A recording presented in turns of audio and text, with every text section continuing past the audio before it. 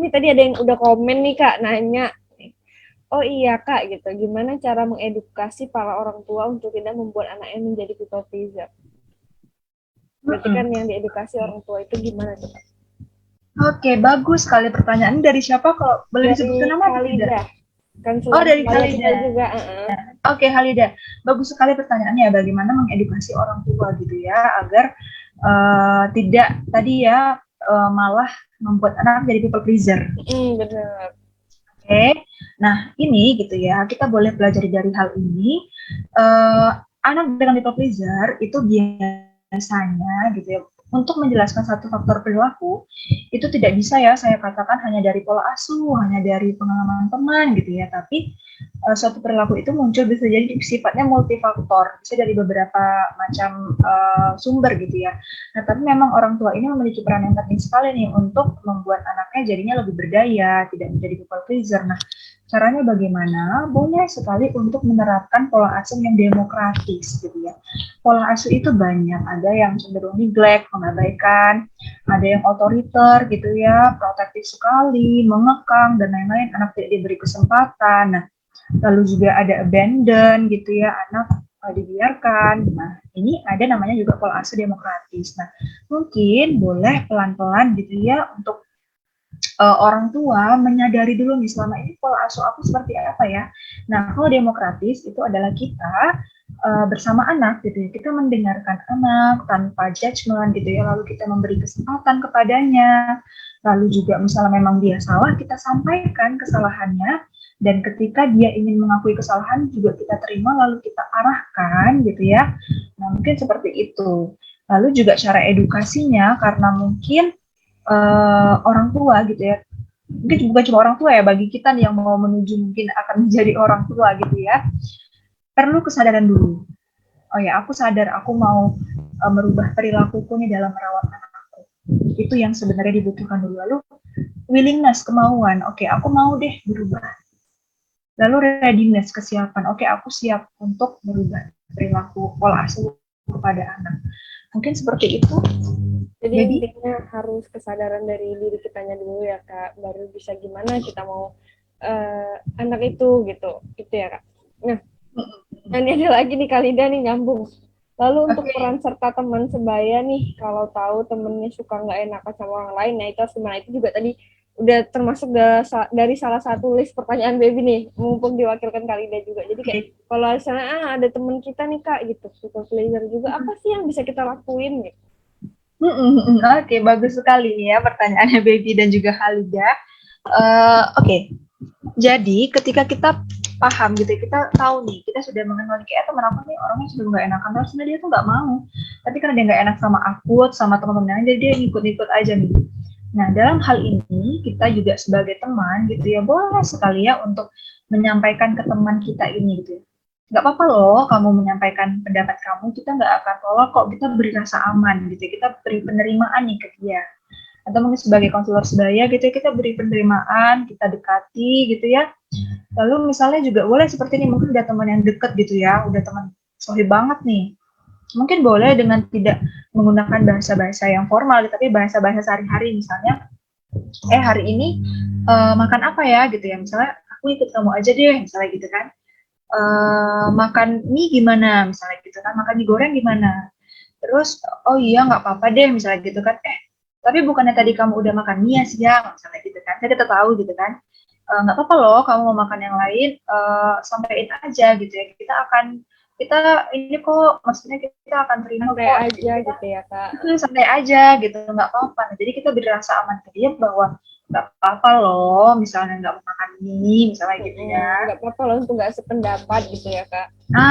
Iya benar sekali, jadi gitu. Terus juga nih misalnya percaya diri itu menjadi salah satu nggak percaya diri, maksudnya kurang percaya diri itu jadi salah satu faktor people pleaser nggak sih Kak? Oke. Nah, tidak percaya diri gitu ya. Nah, tadi itu sebenarnya dasarnya adalah takut gagal, takut ditolak. Sehingga ketika ada perasaan ini, jadi kita nggak pede mau ngapa-ngapain. Jadi ketika ada kesempatan yang misalnya, wah aku ada kesempatan untuk jadi pemimpin misalnya gitu, sekretaris dan lain-lain.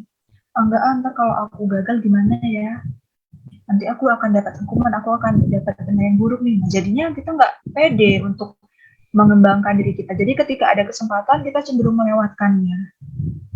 Nah, seperti itu. Kalau dari yang kakak jabarin tadi kan untuk kita bisa nggak jadi people pleaser kan dengan diri sendiri ya kak yang bisa nanganin itu. Nah kalau misalnya kalau misalnya kita ke psikolog gitu bisa nggak kak? Nah, boleh banget gitu ya tadi ya, ketika teman-teman memang merasa kesulitan sekali gitu ya mengelola dirinya yang benar-benar aduh sulit banget, bahkan udah sampai ke reaksi fisik gitu ya ketika aku ditolak, atau bahkan tadi ketika ditolak, ketika dinilai buruk saat mengatakan tidak dan lain-lain, sampai ke gejala fisik gemeter gitu ya, sakit lambung dan lain-lain. Nah itu ketika ada hal yang sulit untuk dikelola sendiri itu boleh sekali untuk didiskusikan dengan psikolog, untuk didiskusikan dengan profesional gitu ya, sangat terbuka sekali Baby, ataupun mungkin dengan konselor sebaya gitu ya Baby ya, Iya mungkin karena benar. seusia nih enjoy juga nih Ngerti ngobrolnya. gitu, lebih enjoy, lebih santai gitu ya kak. Takut kan kalau ada perbedaan usia jadinya, aduh segan nih, aku takut deh kalau mau ngomong sesuatu, takutnya kayak nggak enak gitu. Terus juga kak, misalnya ini kita udah bener-bener sembuh lah, maksudnya ya sembuh dari people pleaser ini, gitu kan. Nah, terus bakal ada kemungkinan lagi nggak sih kak untuk menjadi orang tersebut lagi? Oke, bagus sekali pertanyaannya Baby. Jadi ketika kita sudah coba untuk mengelola diri kita dari people pleaser kita ini gitu ya, kira-kira bakal muncul lagi nggak? Nah, hal ini gitu ya, yang perlu saya sampaikan adalah ketika kita itu apa ya istilahnya pulih, apa ya mungkin istilahnya kita udah lebih berdamai dengan people pleaser kita gitu lah ya istilahnya ya, itu bukan berarti kita sudah tidak lagi merasa nggak enakan, sudah tidak lagi merasa khawatir dan lain-lain, tapi perasaan itu yang rasanya sudah tidak terlalu intens dan melekat dengan kita, sehingga hal itu bisa saja muncul, tetapi kita sudah lebih bisa beradaptasi dengan dia. Kita coba untuk mengolahnya lagi. Kalau terjebak lagi, pelan-pelan disadari, lalu kita coba untuk mengolah lagi. Nah, jadi tidak ada yang bisa mengatakan, oh itu langsung bisa sepenuhnya sampai sepanjang hidup, tidak ya. Karena bisa jadi kalau ke-trigger sesuatu, muncul lagi, nah itu bagaimana beradaptasi dengan hal itu, meregulasinya. Seperti itu, Gaby. Jadi intinya ketika kita sudah bisa mengontrol itu bukan berarti kita bakal selamanya misalnya ini bakal ada kemungkinan lagi ya kak. Jadi ini gini nih kak, kalau misalnya kayak tadi kan bilang kalau ada orang di sekitar kita yang kayak gitu, kita bisa ajak ngobrol gitu kan pelan-pelan gitu. Tapi ternyata lingkungan yang berbeda, di lingkungan dia yang lainnya gitu, dia tuh kayak dikucilkan itu tadi yang kayak kamu tuh nggak bisa apa-apa loh gitu. Nah itu terus gimana cara kita orang terdekat yang mau bantu dia tuh ngatasinnya? Iya, oke, ya bagus juga nih pertanyaannya. Gimana ternyata masih berada di lingkaran dari orang-orang yang tadi mengucilkan gitu ya. Nah, tadi boleh sekali kita juga mungkin mengajak diskusi gitu ya, bahwa kita tidak bisa nih selalu mengandalkan penilaian orang lain gitu ya. Mungkin sejauh ini gitu ya, kita selalu melihat penilaian orang lain terhadap kita disalahkan, kamu tuh nggak benar, bla bla bla bla bla bla gitu ya. Nah, tapi ternyata sebenarnya hal ini gitu ya Baby, itu jadinya kita boleh sekali nih membangun tadi self respect, self esteem, karena apa, upaya yang dilakukan adalah untuk diri sendiri. Oke, upaya yang dilakukan adalah untuk diri sendiri, jadi sudah tidak ini sudah paham, oh ada hal yang tidak bisa aku kendalikan, ada hal yang bisa aku kendalikan. Kira-kira bisa nggak aku merubah orang tuaku yang seperti itu ya, yang protektif, yang menyalahkan dan lain-lain? Oh ternyata tidak bisa ya, karena itu bukan kendaliku. Tapi bagaimana aku bisa menghadapinya? Nah ini mungkin boleh didiskusikan bersama ke teman-temannya gitu ya, Baby. Betul kak. Jadi kadang Baby juga ada sih orang di sekitar yang people pleaser menurut Baby sendiri. Karena dia tuh bisa bahagia ketika bukan gimana ya, dia tuh ada sih kan, ada beberapa orang yang bisa bahagia ketika melihat orang lain bahagia gitu ya kan kak. Tapi kalau sesuai porsi itu mungkin bagus gitu. Nah tapi ini tuh menurut Baby udah berlebihan. Nah terus Baby pernah sharing gitu. Terus dia bilangnya kayak gini, kayak ketika aku ngelakuin itu aku tuh ngerasa puas gitu. Itu tuh suatu hal yang menurut aku harus aku lakukan gitu. Kayak bahkan mau nolak aja tuh kayak gini, misalnya baby ngajak ya gitu, ngopi yuk gitu. Ya kalau dia nggak mau, kita nggak mungkin bisa maksa dong kak gitu. Dan it's okay menurut baby pribadi gitu. Nah, tapi Iya. dianya malah yang kayak nggak enak. Pokoknya aku usahain ngopi gitu. Jadi pernah satu hari gitu, dia tuh seharian udah full gitu. Terus dia bilang kayak gini, ya udah nggak apa-apa kalau capek gitu, jangan dipaksa untuk kita ngopi malam ini gitu. Baru dia yang kayak, iya deh, kayaknya aku lagi capek nih gitu. Kadang ada sih beberapa kali bisa dia kayak gitu, tapi keseringannya tuh dia ngerasa itu harus gitu dia lakuin. Oke, nah ini gitu ya, tadi baby sebagai teman udah bagus banget nih, udah baik banget nih. Rasanya mengkonfrontasi perilakunya gitu ya, kayak nggak apa-apa loh kalau kamu memang lagi capek seharian beraktivitas, nah, jadi oh iya deh nggak apa-apa deh gitu ya. Nah, untuk temannya ini, karena mungkin perlu untuk pelan-pelan di iya dia gitu ya, dirinya untuk sadar dulu nih, sadar, lalu mungkin dia juga sulit nih, bingung caranya gimana ya supaya aku nggak kayak gitu, mungkin juga bingung. Atau mungkin dia nggak sadar kalau perilakunya itu malah menjebak dirinya. Nah iya kayaknya Oke. gitu deh Kak. Terus gimana Jadi, ya cara kita bisa nyadarin dia? oke, nah tadi kembali lagi kita gitu ya, yang punya peran sebagai temannya, kadang kita pengen nyadarin dia, ayo dong gitu ya. Nah, kembali lagi baby, seupaya apapun kita coba niatkan baik dulu, kita coba dekati, kita coba ajak ngobrol, atau boleh misalnya dia juga mau bertemu profesional seperti itu ya untuk membantu dirinya, karena ketika seseorang itu memang kesadaran dirinya akan dia memiliki masalah itu cenderung rendah gitu ya, itu akan sulit gitu loh untuk mau menuju proses upayanya. Tapi kalau dia sadar, iya deh kayaknya aku memang kayak gini deh, aku mau deh kayaknya berubah, nah itu yang akan lebih mudah untuk kita bersamai. Tapi nggak apa-apa gitu ya, mungkin pelan-pelan dengan tadi apa namanya baby konfrontasi seperti itu, mungkin lama-lama jadinya dia merasa sadar gitu ya baby. Nah gini Kak, ini ada yang nanya nih.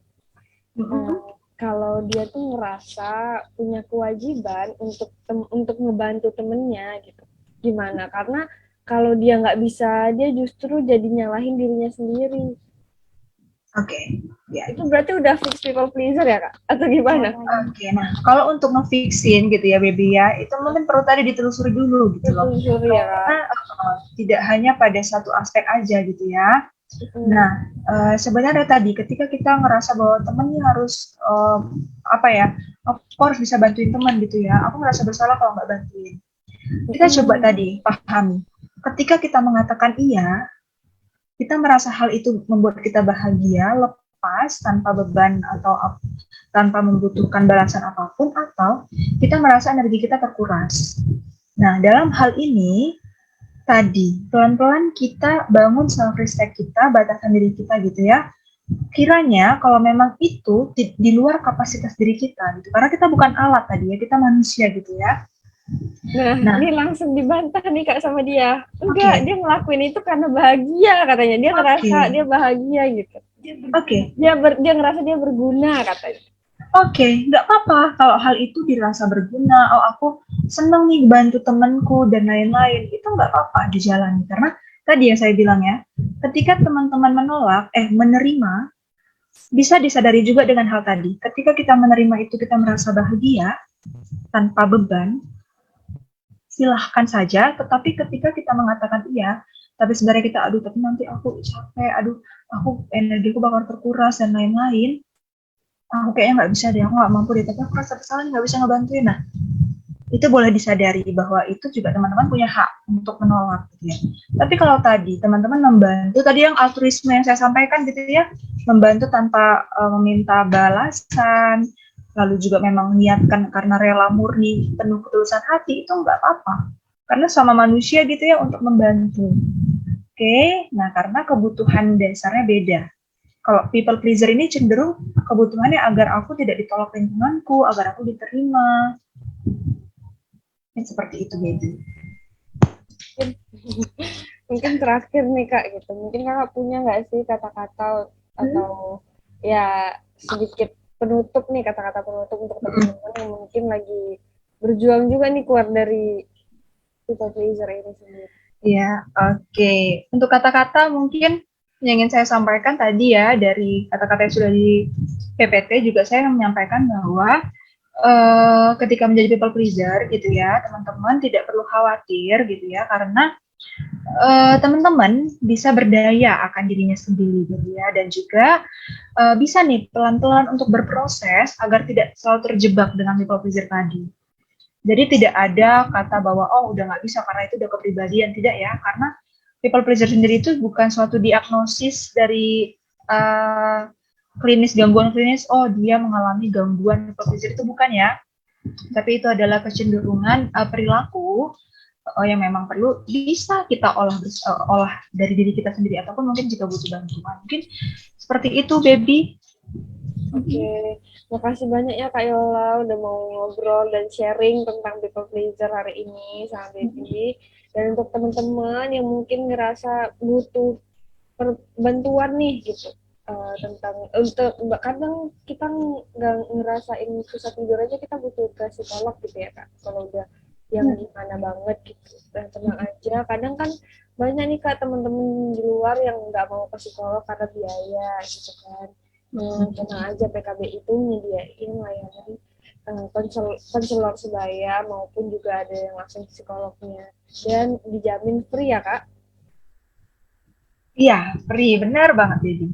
dan bisa melakukan tatap muka atau secara virtual. Kadang kan mungkin ada yang malu gitu ya Kak mau ngeliatin wajahnya, bisa difasilitasi dengan Zoom dan off cam gitu ya Kak. Nah, Iya. juga untuk Kak Yola, makasihnya udah berkali-kali nih gitu, karena emangnya Iya. ini senang banget bisa sharing terus kan sama Kak Yola, udah 2 kali kita sharing bareng-bareng. Mungkin kalau Kak Yola ada jadwal kosong bulan depan boleh lagi. Nanti di Oke, call. bisa diatur nanti ya, Iya, baby ya. makasih banyak ya Kak Yola. Oke, Makasih juga makasih untuk banyak juga. teman-teman yang udah nonton. See you di streaming selanjutnya. Besok aku juga ada streaming di acaranya Kalidah selama di IG jam 7:30 juga, 7:30 malam. Kasih ya Kak Yola, kita jumpa di bulan depan lagi. Oke, Dadah. kembali kasih juga baby dan semua. Sampai jumpa. Iya. Assalamualaikum warahmatullahi wabarakatuh. Waalaikumsalam.